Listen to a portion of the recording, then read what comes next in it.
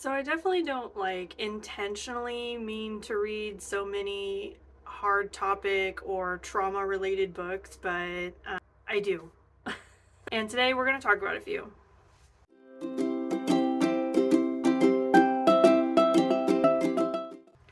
Hi, hello, and welcome back to my channel. My name is Alex, and today we are talking about trauma books. Like I said, I don't mean to read so many trauma books, but it just sort of like happens for me, and so I have acquired quite a long list of hard topic and trauma books. So today I'm only going to talk to you about 3 of them, and I will get into the trigger warnings and stuff for them so that you're able to decide if that's something that you're interested in reading. Before we get started, make sure you hit all the buttons down below so you know when I'm posting. I post every week, and we just talk about book stuff on this channel. Also, before we get started, if you head over to my TikTok channel, I am doing a giveaway up until Christmas Day. So I'm giving away this book, Santa's Broken Toy by Una Grace. It's fantastic. It's sexy biker Santa, age gap, lumberjack. There's 11 play scenes in this book. It's very spicy. It's also short. It's a novella. So it's very easy to read. If you go over to my TikTok channel, and you'll see it in my playlist or whatever, and yeah, you can enter to win, and that would be great. So let's get started. To preface, I'm talking about 3 books today, and all 3 of these books have to do with sexual assault trauma. So if that is not your bag, I'm very sorry, because that is the 3 books I'm going to talk about today all have that in common. The first book I'm going to talk about is It Happens All the Time by Amy Hatvany. I read this book a while ago, okay, and I actually found this super interesting because it is a dual perspective book, and this is not your typical, I guess, well, I would say this is not your typical like sexual assault story, but I feel like what happens in this book, more likely what happens in adult sexual assault cases. So we have 2 characters. Sorry, I can't remember their names. I just had them in my head. Maybe it's Amber and Tyler. I feel like that's right. We'll go with it. If it's wrong, I'll put it up. So Amber and Tyler have been friends all through school, all through high school and everything, and then they separated when they went to college. Now Amber is coming home. She's graduated from college. She's engaged to be married. She's excited. She comes home to visit her folks and reconnects with Tyler. And up until this point, Amber thought that their relationship was completely platonic and that she did not have any romantic feelings for Tyler. And Tyler, in turn, had told her similarly that he did not have feelings for her. Well, he lied, because Tyler has been like secretly in love with her for, I don't know, ever. And so Tyler and Amber go to a party. There's a lot of drinking, and they decide to go upstairs, and this is when the story really kind of takes a turn for Amber and for Tyler. I found this book really interesting because we get both perspectives of it.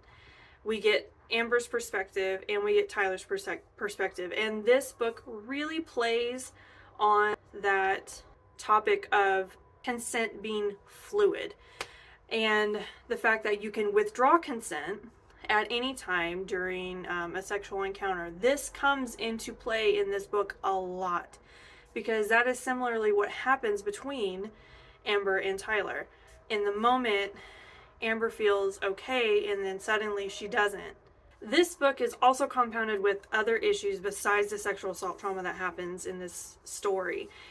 Amber also struggles with an eating disorder, which she discusses earlier in the book, and then it comes back into play later in the book. This also talks about the struggle of what Tyler goes through, and while we'll say I didn't love getting his perspective, because he also put himself in a position of a victim, which I didn't quite vibe with, but I did understand semi what he was going through. So if I had to compile a little list of trigger warnings for this book, it would be sexual assault. It is detailed a little bit because it's not a violent attack or anything. It is slightly detailed. Eating disorder, anxiety, panic attacks, PTSD, all of those are kind of like back burner issues, but I definitely would add them to the trigger list regardless. At the end of the day, I really liked this book for how blatant it was. And I did like that this is a type of sexual assault that we do not talk about enough. And it did detail her recovery as a full-fledged adult and not as a minor, and what it was like for her to have a wishy-washy support system throughout. This book also highlights what I would consider not the typical response to a trauma like this. I feel like when people write these books, there's always like the go-to trauma response, and this book really delved into an alternative trauma response to sexual assault, which if you get into like the psychology and things like that, and you look through the studies, there are so many different responses to this specific type of trauma. It was really nice to see something else represented in this book besides, you know, what I consider the bread and butter of trauma for sexual assault survivors. So it was really nice to see another representation of that here. But yeah, I'll stop now. Check this one out. Okay, so these next two I'm going to talk about, I had to put them together because I feel like you can't talk about one and not talk about the other. All right, so let me just set it up with that. It's Asking for It by Louise O'Neill. This book I have seen everywhere. I actually read this a while ago, and then just recently, like the last couple of years, I've really seen it pop up a lot. Like a lot of people recommending it, a lot of people reading it. I think this is an excellent book to read. This is a very hard book. It's very hard to read. This book is very harsh.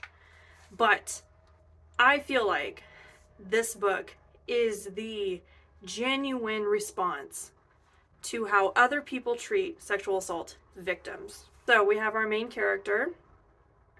She's 18, she's very popular, she's in high school, they go to a party that night, she was drinking, and in the morning she wakes up on the porch of her house. And she doesn't know what happens. And then she goes to school and she finds out everybody else knows what happened to her but her, because there's photographs.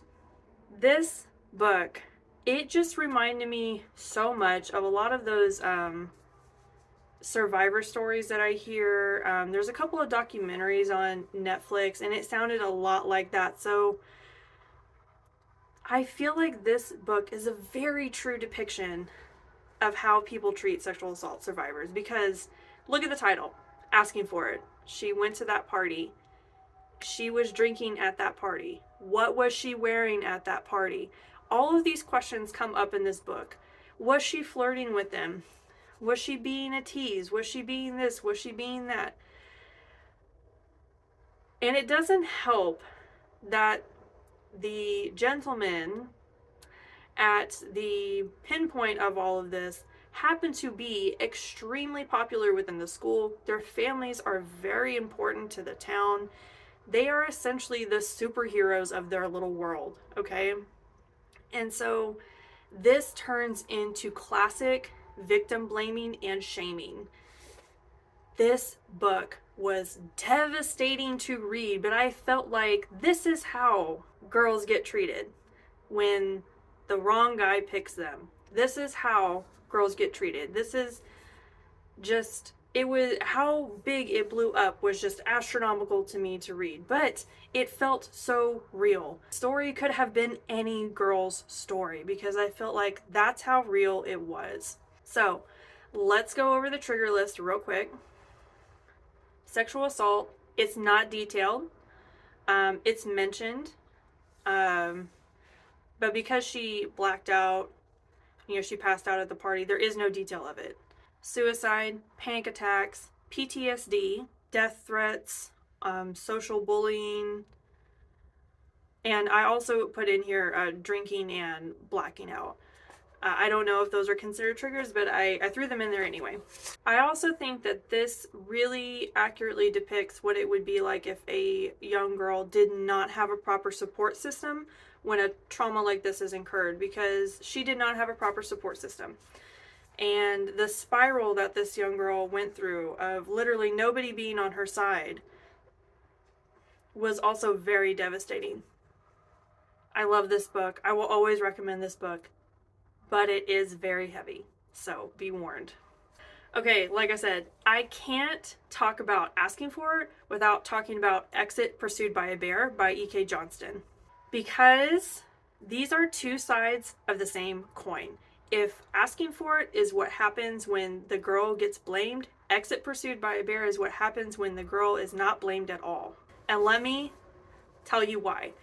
So, Exit Pursued by a Bear, we have young girl, senior year, cheerleading captain, everything. She's got it all laid out ahead of her. She's excited about her future. She goes to cheer camp, and it's a bunch of different schools kind of converse together for the summer.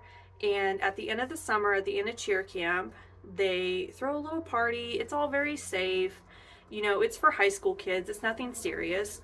She gets drugged at the party and sexually assaulted and left very close to a river, I think. Like, she could have drowned. That is the story. And now when she gets home, now she has this kind of, she feels like a stigma attached to her. Like, this is all that she's ever going to be, is the girl that got raped at summer camp.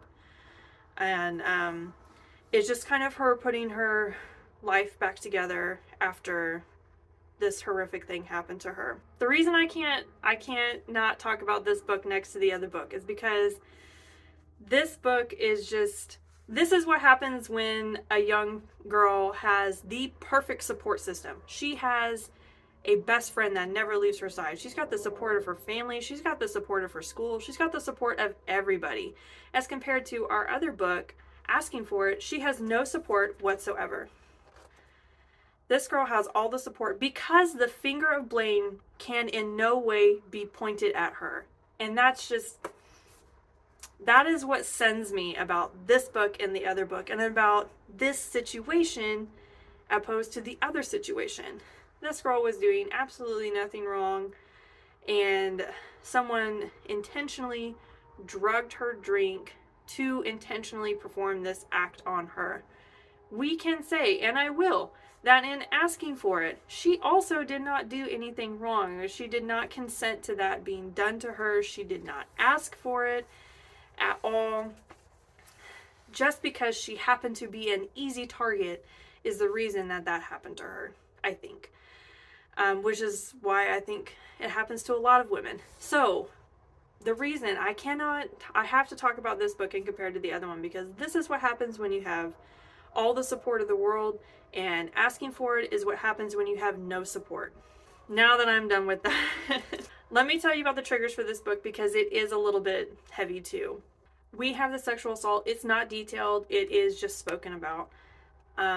Abortion as a result of sexual assault, PTSD, panic attacks, and the drugging. I feel like there's another way to say that, but that's what it was, drugging. This book was very touching. It was very strong. It was very beautifully written. And I think it is another depiction of what happens to sexual assault survivors. I think this was a very unique situation, and it had the best outcome possible. Would I say it's typical? I mean, I wouldn't say it's not typical, but I would say that what happens with Asking for It is more typical than this. Of course, I don't know. I mean, everyone goes through what everyone goes through. It's not my place to say yes or no, that this is more likely or that is more likely. I will say this book had a much better outcome for the young girl than Asking for It. This book had a much better support system built for the young girl than Asking for It. I think that if you're going to read one, you must read the other. I think you need to get both sides of the coin. That's all I have for you guys today. Let me know if you guys like this trauma series. Like I said, I do have a long list of trauma books. It's 2 pages long because that is typically what I read. I don't go searching for these books. These are often books that just kind of like pop up for me, or I've read the author before, or people have recommended them as hard hitting books or hard topic books. I didn't really know that I read a lot of these books until I started compiling lists, and I was like, I read a lot of hard topic and trauma books. These are the kind of books that you like to read. Or if you like other hard topic books, I will continue this series for a little bit, and if it ends up not, being everybody's cup of tea, then I'll discontinue it. But I feel like I probably should have picked 3 different ones to start with, because these were all 3 pretty heavy. But I mean, all trauma books are going to be heavy. I think all hard topic and trauma books are going to be a little heavy, so there was really no other way to go about it. I don't know. Before you go, make sure you hit all the buttons down below so you know when I'm posting. I post every week. Go check out my TikTok channel so you can enter the giveaway. And I will see you guys next time. Bye!